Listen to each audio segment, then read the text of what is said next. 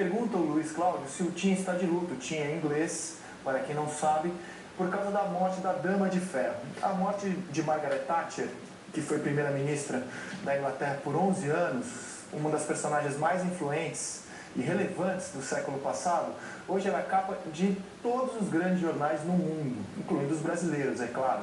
O Globo, por exemplo, dá logo na capa do jornal, aqui em cima, ó, Dama polêmica até o fim. Ela esteve longe de ser uma unanimidade. O Estadão também colocou a Margaret Thatcher como a sua primeira imagem da capa. Está aqui o Estadão. Morre a Dama de Ferro. Nasceu em 1925 e morreu ontem. E o Luiz Cláudio Lima pergunta se você está de luto, Tim Vickery, pela morte da Dama de Ferro. Eu acho que estou mais de luto porque ela nasceu. Nossa senhora, assim é a sua admiração por ela? Ela tem uma frase que ela falou que não existe sociedade. Não existe tal coisa sociedade. Só existe indivíduos e suas famílias. Eu acho muito nocivo. É uma linha de pensamento muito nocivo. Que não existe sociedade. É até, de uma certa maneira, a relação dela com o futebol mostra isso. Porque foi um fenômeno coletivo da sociedade que ela não entendeu. Ela não entendeu. O futebol, na época, estava dando muitos problemas de questão de ordem social. As soluções dela, ela estava pensando em não abrir estádio, ter futebol só pela televisão. Ela não entendeu o fenômeno social, de qualquer coisa coletiva. Eu acho que foi difícil para ela. Eu era contra na época. Acho posição. Sim, olhando para trás, eu acho que a obra dela foi nociva. Ela apelou muito o que é ruim, o que é egoísta do ser humano. É difícil para mim achar muita coisa honesta, palavras honestas na obra dela também. Eu lembro quando ela assumiu o poder, foi um discurso moralista. Não podemos continuar nós pagando mais do que a gente está ganhando. Então, até um discurso meio puritanista. Numa obra de 11 anos, ela criou uma economia que estava baseada totalmente em crédito, estava totalmente em ganância. Então, eu vejo ela como... a minha própria história, eu acho que tem uma coisa que talvez as pessoas aqui não sabem muito, né? Porque enxergam a Inglaterra como o país mais poderoso no mundo 80 anos atrás. Mas na época, quando a Inglaterra era dono do mundo, a maioria do povo vivia na miséria. É uma sociedade muito dividida de classes. A minha família, a mãe da minha mãe era empregada doméstica. Até a geração dos meus pais teve poucas oportunidades. A coisa começou a melhorar para mim, para a minha geração, por causa do Estado, um papel mais forte do Estado, né? Por exemplo, educação de graça, sistema de saúde de graça, moradia com preços... Eu cresci em moradia, alugando de prefeitura, com preços populares.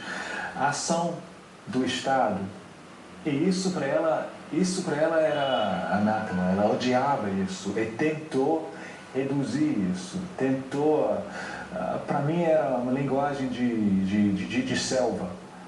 Então, agora, evidentemente que era uma personalidade controversa, como a gente já disse. Agora ela foi eleita, né? Não deu nenhum golpe. Sim. A Inglaterra vive e vivia sob democracia. Ela ficou 11 anos no poder num regime democrático, claro que sofrendo uma grande oposição. Por exemplo, ontem, na partida entre Manchester United e Manchester City, na cidade de Manchester, que é uma cidade operária, né? Não se contou o minuto de silêncio, e na Inglaterra o minuto de silêncio é super respeitado nos estádios, com o temor de que ela fosse vaiada, ou pela maioria ou pela minoria, mas que ela fosse vaiada. Mas pela maioria. Pela maioria. Manchester é a primeira cidade industrial no mundo. né? Uma das coisas que aconteceu no governo dela foi que o país destruiu sua base industrial. Então foi... De novo, eu vou contar a minha história. O governo dela fechou minha escola de estado, fechou a escola. Aí eu ia, com 18 anos, eu ia começar a minha carreira num jornal local, o jornal faliu. Aí fazer o quê? Aí eu peguei um emprego, depois de um tempão, peguei um emprego numa loja que logo faliu. Então isso foi tipo 82, 83. Tava uma situação muito triste que o país estava vivendo, com tudo falindo, fechando, especialmente nos lugares industriais.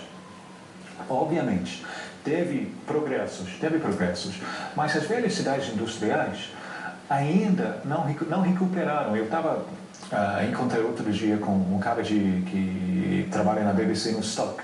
Stoke é uma cidade que fazia antigamente panelas. Fazia panelas para o mundo. Ele me contou que hoje em dia tem 3 gerações que não sabem o que é trabalhar. Porque o país não fabrica mais. O país deixou de investir nas pessoas.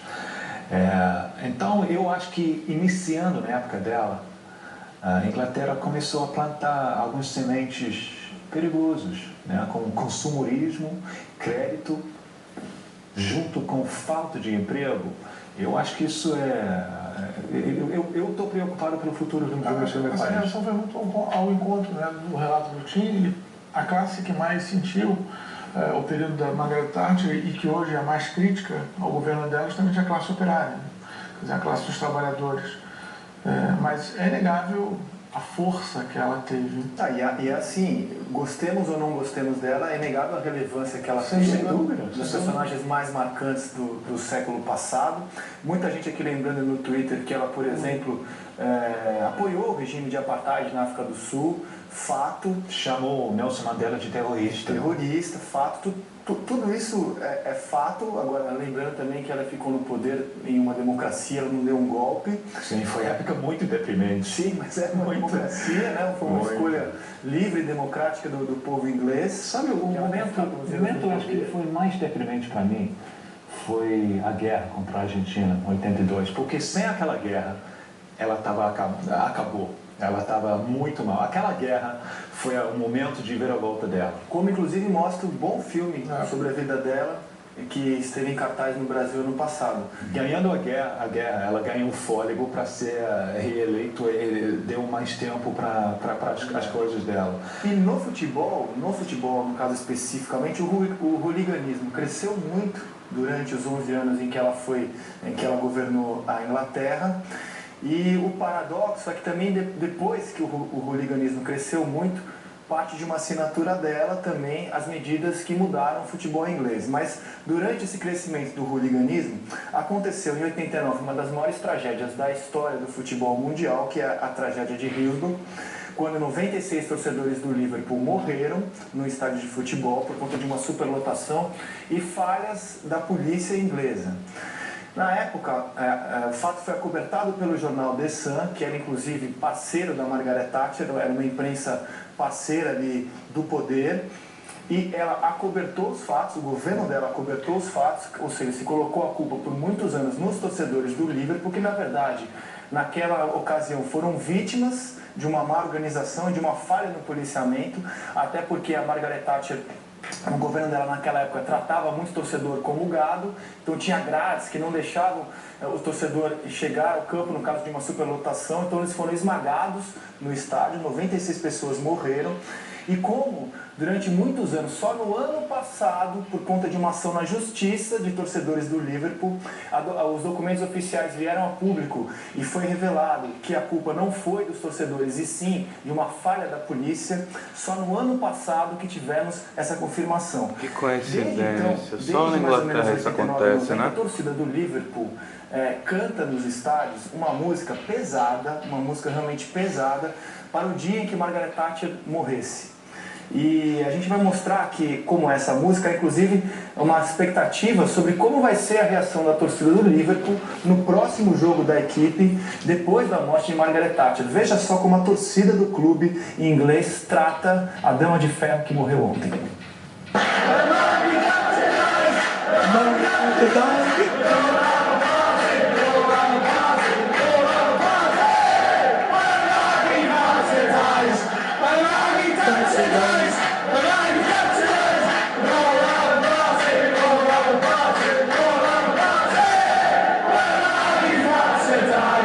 Amada na Inglaterra, ela, né?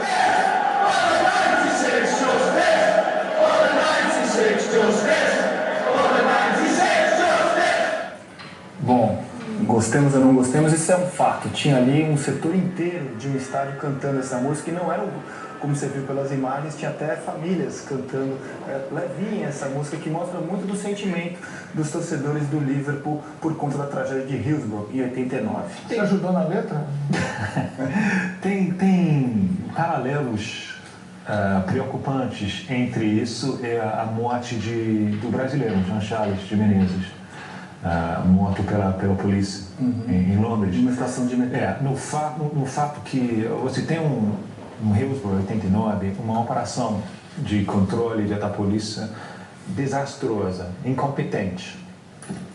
Aí resulta tragédia. Mas o que vem depois, de uma certa maneira, é pior, porque o que vem depois é a polícia, os setores da polícia, para se proteger, tentando botar a culpa na vítima, mentindo sobre a vítima. A coisa mais nojenta sobre isso. Isso acontece lá na Inglaterra. Em 89, foi a polícia falando para a mídia que a torcida de Liverpool era animais. Até a tragédia É muito pesado você ter 96 pessoas mortas num jogo de futebol e a culpa ser atribuída a uma torcida que, no caso, hoje a gente sabe com segurança que é inocente.